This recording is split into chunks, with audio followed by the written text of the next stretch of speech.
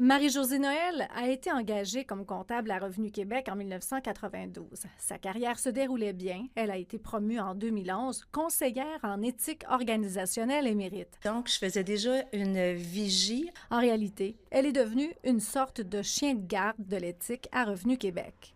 J'avais également les employés qui pouvaient appeler à mon bureau parce qu'ils vivaient des malaises éthiques et tout ça pour que je puisse les accompagner. Puis j'avais des mandats d'analyse structurelle de fonction.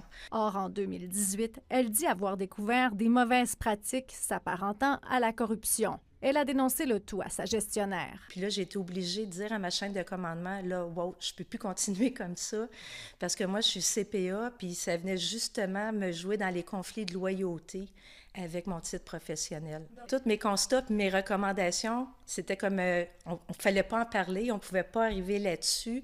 Puis je me suis mis à questionner. Sans commenter la situation dont il est question ici, Revenu Québec écrit qu'il est important de savoir que lorsque des allégations sont portées à son attention, Revenu Québec prend la situation très au sérieux. Quoi qu'il en soit, victime de harcèlement psychologique au travail, elle s'est sentie non seulement abandonnée, mais aussi coincée. Depuis que je les ai à ma chaîne de commandement, leur attitude a changé et je crains les représailles. On l'a ensuite congédiée en décembre 2021.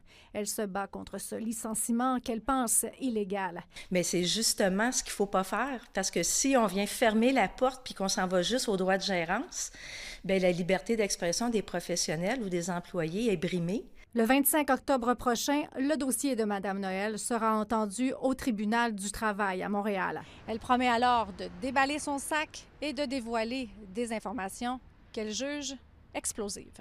Véronique Dubé, TVA Nouvelles, Montréal.